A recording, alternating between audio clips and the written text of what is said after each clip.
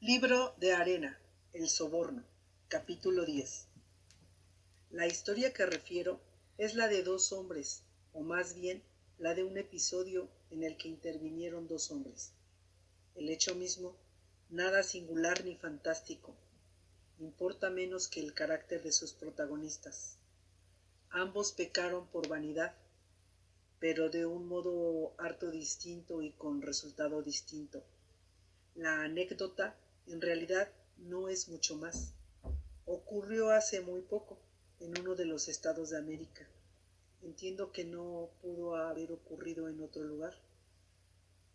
A fines de 1961, en la Universidad de Texas en Austin, tuve ocasión de conversar largamente con uno de los dos, el doctor Ezra Winthrop. Era profesor de inglés antiguo. No aprobaba el empleo de la palabra anglosajón, que sugiere un artefacto hecho de dos piezas. Recuerdo que sin contradecirme una sola vez, corrigió mis muchos errores y temerarias presunciones. Me dijeron que en los exámenes prefería no formular una sola pregunta.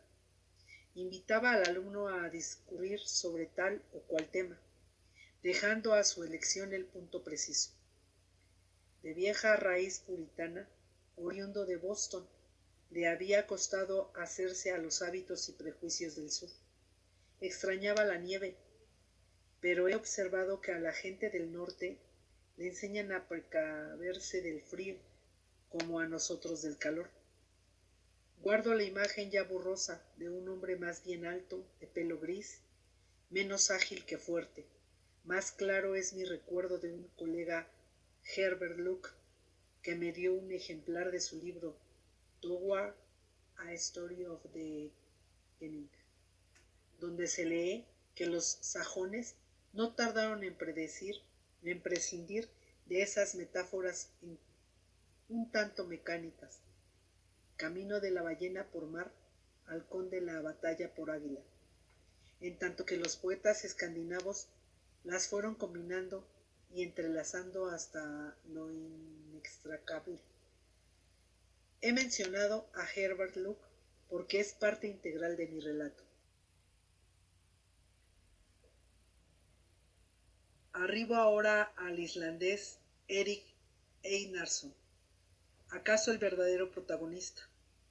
No lo vi nunca.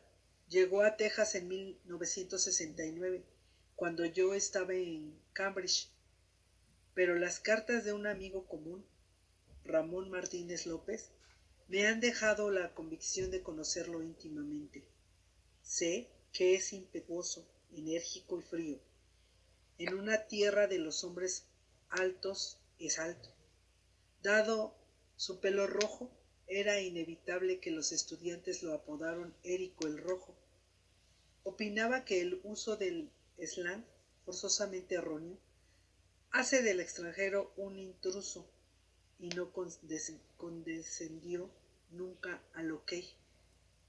Buen investigador de las lenguas nórdicas, del inglés, del latín y, aunque no lo confesara, del alemán. Poco le costó abrirse paso en las universidades de América. Su primer trabajo fue una monografía sobre los 4 artículos que dedicó de Kinsey al influjo que ha dejado el danés en la región lacustre de Westmoreland. La siguió una segunda sobre el dialecto de los campesinos de Yorkshire.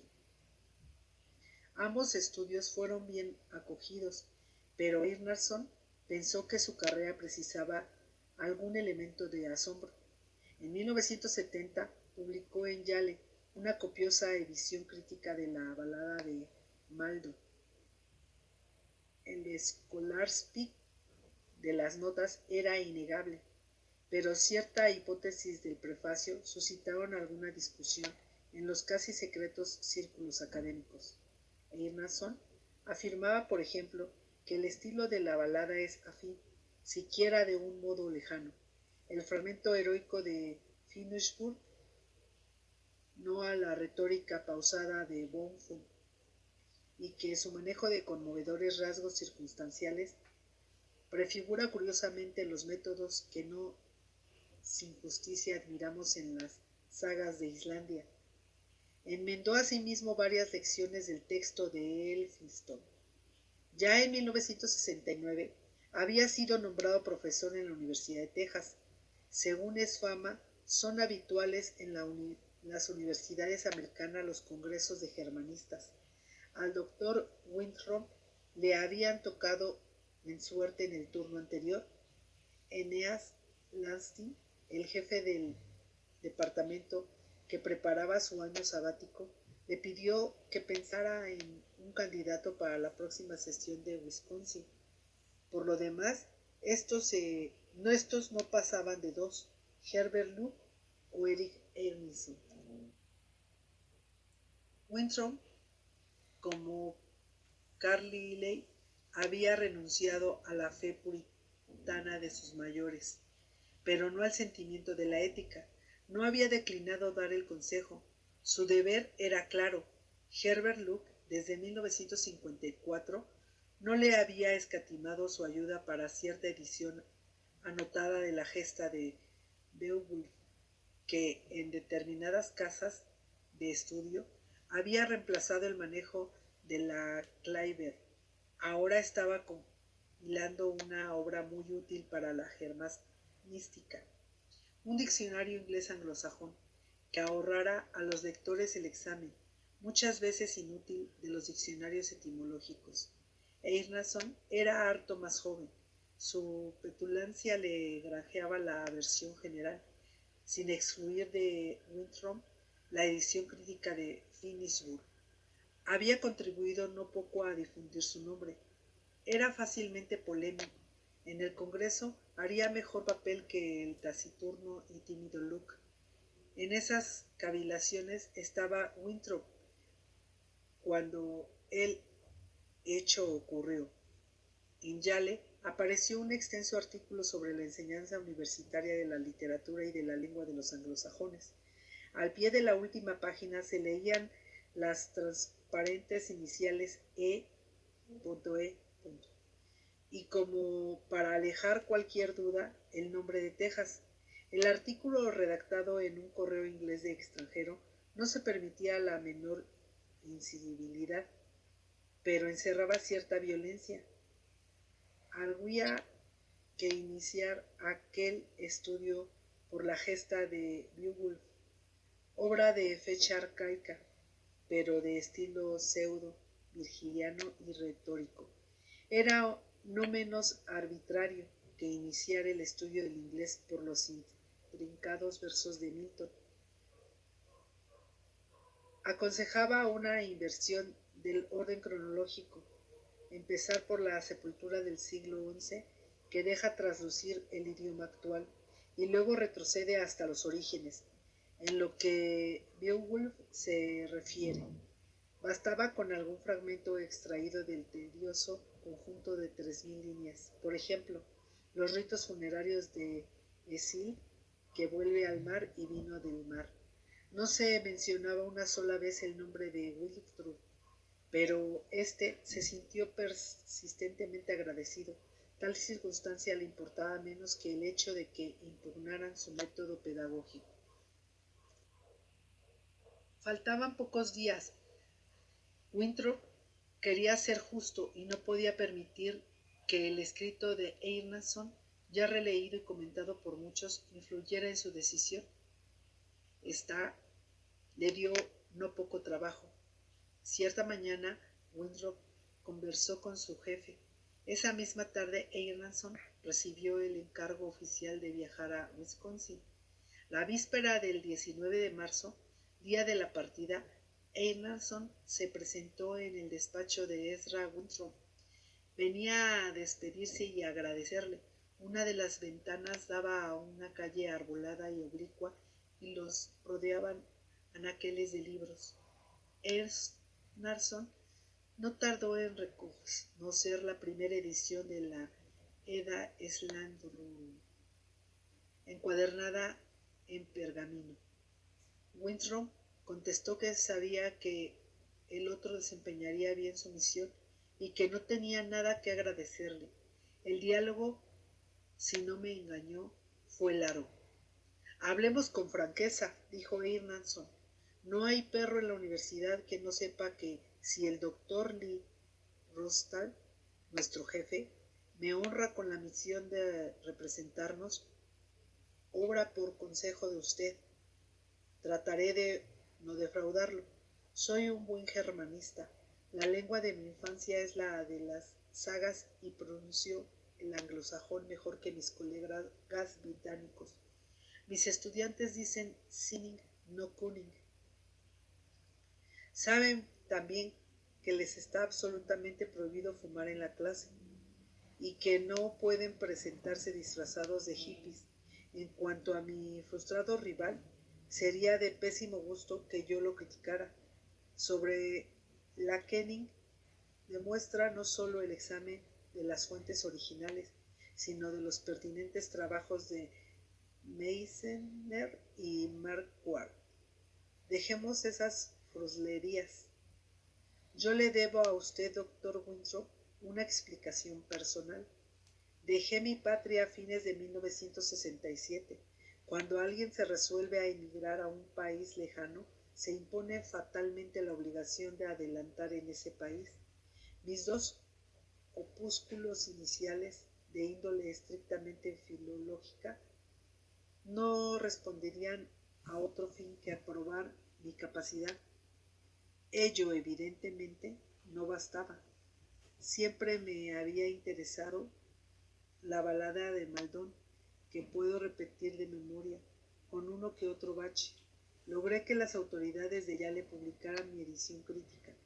La balada registra, como usted sabe, una victoria escandinava, pero en cuanto al concepto de que influyó en las ulteriores sagas de Islandia, lo juzgo inadmisible y absurdo. Lo incluí para halagar a los lectores de habla inglesa. Arribo ahora a lo esencial. Mi nota polémica de Yale Monthly, como usted no ignora, justifica o quiere justificar mi sistema, pero deliberadamente exagera los inconvenientes del suyo, que, a trueque de imponer a los alumnos el tedio de 3000 intrincados versos consecutivos que narran una historia confusa, los dota de un copioso vocabulario que les permitirá gozar, si no han desertado del corpus de las letras anglosajonas. Ir a Wisconsin era mi verdadero propósito. Usted y yo, mi querido amigo, sabemos que los congresos son tonterías, que ocasionan gastos inútiles, pero que pueden convenir a un currículum. Winthrop lo miró con sorpresa. Era inteligente, pero propendía a tomar en serio las cosas, incluso los congresos y el universo, que bien pueden ser una broma cósmica. Einarsson prosiguió. Usted recordará tal vez nuestro primer diálogo. Yo había llegado de Nueva York. Era un día domingo. El comedor de la universidad estaba cerrado y fuimos a almorzar a Nicktown. Fue entonces cuando aprendí muchas cosas como buen europeo. Yo siempre había propuesto que la guerra civil fue una cruzada contra los esclavistas. Usted argumentó que el sur estaba en su derecho al querer separarse de la Unión y mantener sus instituciones. Para dar mayor fuerza a lo que afirmaba, me dijo que usted era del norte y que uno de sus mayores había militado en las filas de Henry Halleck. Ponderó asimismo el coraje de los confederados. A diferencia de los demás, yo sé casi inmediatamente quién es el otro. Esta mañana me bastó. Comprendí, mi querido Winthrop, que a usted lo rige la curiosa pasión americana de la imparcialidad. Quiere, ante todo, ser Fairmender, precisamente por ser hombre del norte. Trató de comprender y justificar la causa del sur. En cuanto supe que mi viaje a Wisconsin dependía de unas palabras suyas a Rosenthal, resolví aprovechar mi pequeño descubrimiento. Comprendí que impugnar la metodología que usted siempre observa en la cátedra era el medio más eficaz de obtener su voto. Redacté en el acto mi tesis. Los hábitos de Monthly me obligaron al uso de iniciales, pero hice todo lo posible para que no quedara la menor duda sobre la identidad del autor. La confié incluso a muchos colegas. Hubo un largo silencio. Winthrop fue el primero en romperlo. Ahora comprendo, dijo. Yo soy viejo amigo de Herbert, cuya labor estimo. Usted, directa o indirectamente, me atacó. Negarle mi voto hubiera sido una suerte de represalia. Confronté los méritos de los dos y el resultado fue el que usted sabe. Agregó, como si pensara en voz alta. He cedido tal vez a la vanidad de no ser vengativo. Como usted ve, su estratagema no le falló. Estratagema es la palabra justa, replicó Earnason, pero no me arrepiento de lo que hice. Actuaré del modo mejor que nuestra casa de estudios. Por lo demás, yo había resuelto ir a Wisconsin. Mi primer viking, dijo Winthrop y lo miró a los ojos. Otra superstición romántica. No basta ser escandinavo para descender de los vikings. Mis padres fueron buenos pastores de la iglesia evangélica a principios del siglo X. Mis mayores fueron acaso buenos sacerdotes de Todd. En mi familia no hubo, que yo sepa, gente de mar. En la mía hubo muchos, contestó Winthrop. Sin embargo, no somos tan distintos. Un pecado nos une, la vanidad. Usted me ha visitado para jactarse de su ingeniosa estratagema. Yo lo apoyé para jactarme de ser un hombre recto. Otra cosa nos une, respondió Emerson, la nacionalidad. Soy ciudadano americano. Mi destino está aquí, no en la última pole. Usted dirá que un pasaporte no modifica la índole de un hombre. Se estrecharon la mano y se despidieron.